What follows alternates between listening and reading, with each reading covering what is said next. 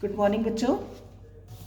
Class 12th solid state हम लोगों ने अपना चैप्टर स्टार्ट किया हुआ है। सॉलिड स्टेट में देखो बेटा, आप लोगों ने अभी तक जो किया है वो सारे हम लोगों ने इसकी कुछ आइडेंटिफिकेशन देखी हुई है कि इसमें क्या क्या चीज़ प्रेजेंट है। लाइक हम लोग लास्ट टॉपिक जो हम लोगों ने किया है वो है आपका इलेक्ट्रिकल प्रॉपर्टीज़, है ना। तो इलेक्ट्रिकल प्रॉपर्टीज़ के अंदर ही हम लोगों ने इसमें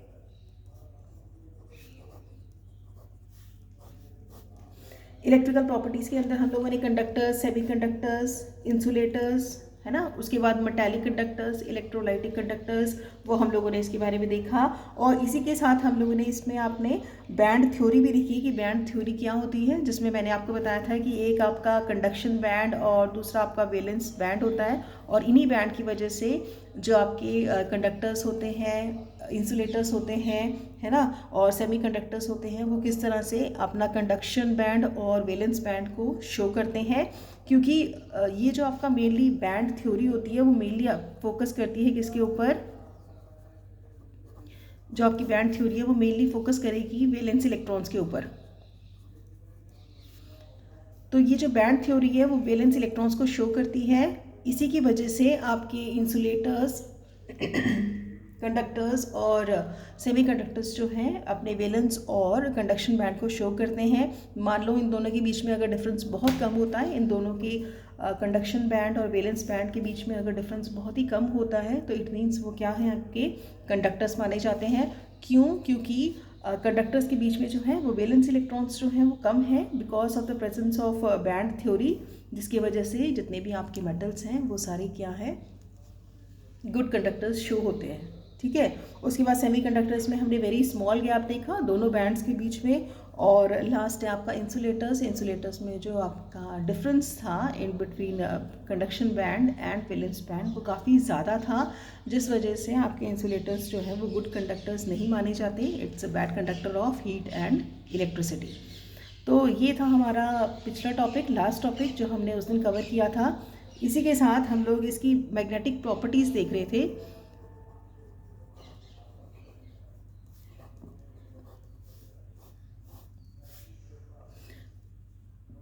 मैग्नेटिक प्रॉपर्टीज़ में देखो हम लोगों ने इसमें फर्स्ट जो पढ़ा था वो था आपका पैरामैग्नेटिज्म। ठीक है। सेकंड जो हम लोग देख रहे थे वो है इसका डायामैग्नेटिज्म। थर्ड जो है वो है आपका फेरोमैग्नेटिज्म।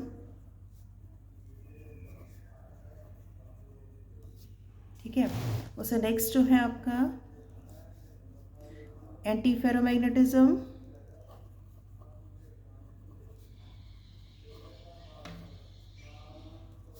और सबसे लास्ट जो आएगा वो है आपका फेरी मैग्नेटिज्म। ठीक है। तो पैरामैग्नेटिज्म उस दिन हम लोगों ने देखा कि पैरामैग्नेटिज्म क्या होता है। पैरामैग्नेटिज्म का मतलब होता है विच पोजेस अ परमानेंट डाइपोल, जिसके अंदर एक परमानेंट डाइपोल होता है, एक परमानेंट डाइपोल रहेगा and it is attracted by magnetic field. ठीक है। ये कुछ इंपॉर्टेंट टॉपिक्स हैं जो आप लोगों को लर्न रखने हैं। जैसे पैरामैग्नेटिज्म का सबसे इंपॉर्टेंट टॉपिक क्या है आपका,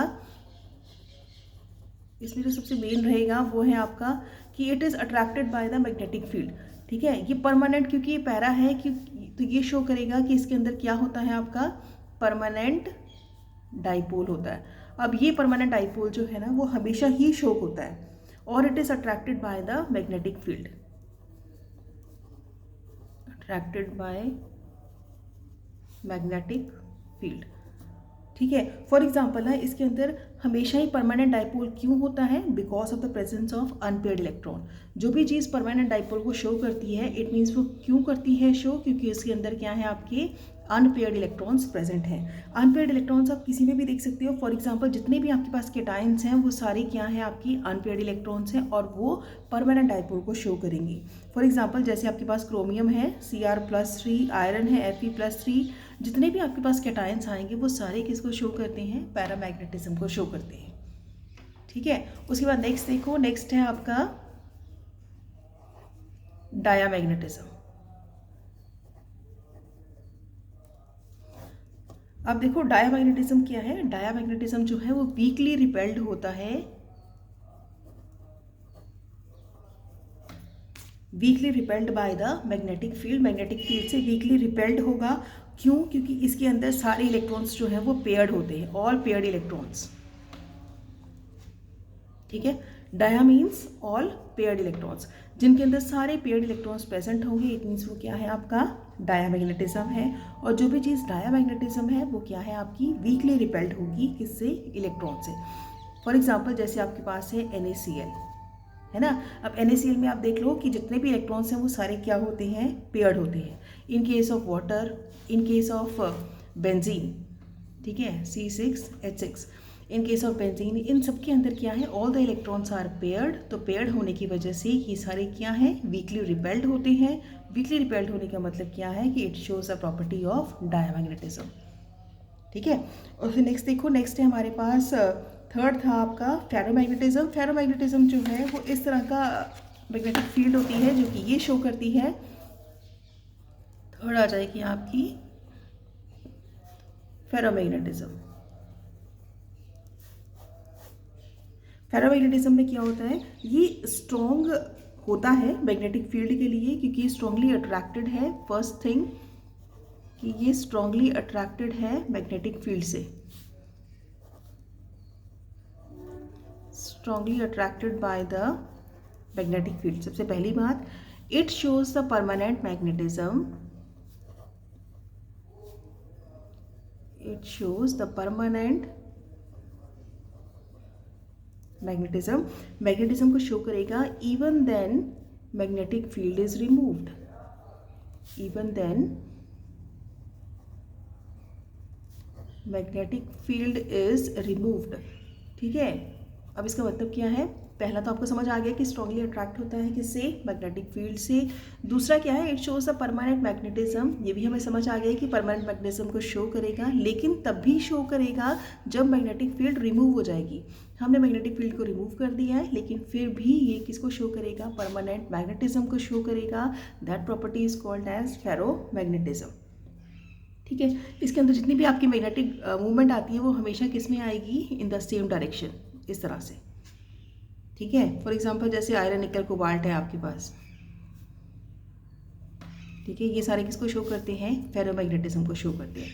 ठीक है, magnetic movement always in the same direction. Fourth देखो बच्चे, फोर्थ है आपका एंटी फेरोमैग्नेटिज्म।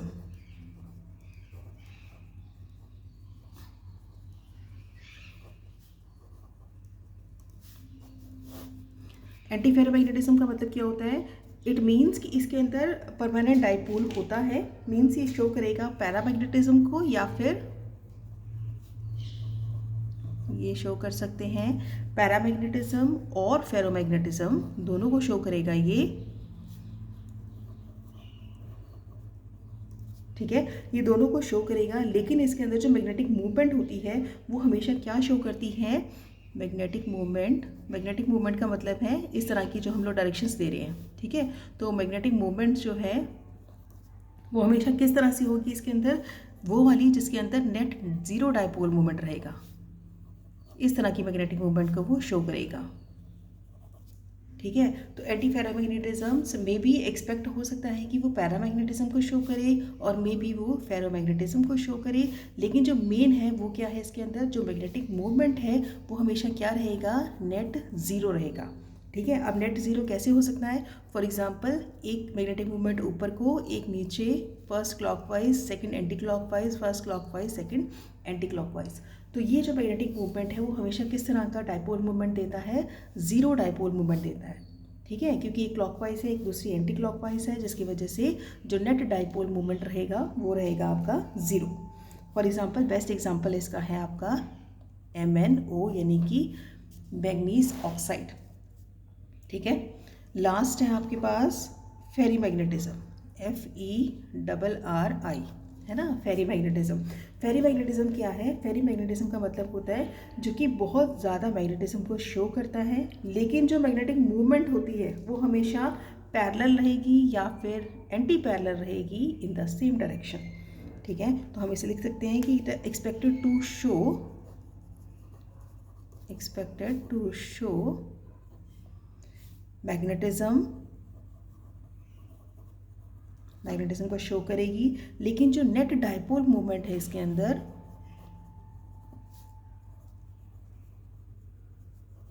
लेकिन जो नेट डाइपोल मोमेंट है वो हमेशा किस में रहेगा, आपका पैरेलल और anti parallel, but in the unequal amount. ठीक है, अनइक्वल नंबर में रहेगा। जैसे फॉर एग्जांपल ये दोनों आपके पैरेलल हैं और ये आपके एंटी पैरेलल है, फिर से ये पैरेलल, फिर से ये एंटी पैरेलल, यानी कि ये जो नेट डाइपोल मोमेंट आएगा वो अनइक्वल नंबर में आएगा, इक्वल नंबर में नहीं होगा। ठीक है, तो जिस वजह से ये क्या प्रॉपर्टी शो करते हैं, इन द प्रॉपर्टी ऑफ फेरीमैग्नेटिज्म्स। ठीक है, इसके अंदर आपका जो मैग्नेटिक मूवमेंट है वो हमेशा अनइक्वल नंबर में रहेगा, और अनइक्वल नंबर में रहने की वजह से क्या है कि जितने भी आपकी सब्सटेंसेस हैं वो क्या करते हैं, फेरीमैग्नेटिज्म को लूज़ कर देते हैं ऑन हीटिंग। ठीक है, जब हीटिंग करने से फेरीमैग्नेटिज्म को लूज़ करेंगे तो वो क्या बन जाएंगे, पैरामैग्नेटिज्म। ठीक है, ये इसका मेन कॉन्सेप्ट है। और एग्जाम्पल इसके अंदर आएगा आपका Fe3O4, आयरन का ये ऑक्साइड है एक, और सेकंड आएगा आपके पास मैग्नीशियम का ऑक्साइड यानी कि MgF2O4। ठीक है, ये इसके दो एग्जांपल्स हैं फेरीमैग्नेटिज्म के। ठीक है, तो आज जो हम लोगों ने किया है वो है आपकी मैग्नेटिक प्रॉपर्टीज़। मैग्नेटिक प्रॉपर्टीज़ में पैरामैग्नेटिज्म, डाईमैग्नेटिज्म, फेरोमैग्नेटिज्म, एंटी फेरोमैग्नेटिज्म, और लास्ट है आपका फेरीमैग्नेटिज्म। ठीक है, मैग्नेटिक प्रॉपर्टी जो है इस लेसन का आपका लास्ट टॉपिक था, और इसके बाद ये चैप्टर आपका ख़त्म है। तो मैग्नेटिक प्रॉपर्टीज़ को आपने अच्छे से कर लेना है विद एग्जाम्पल और विद मैग्नेटिक मूवमेंट।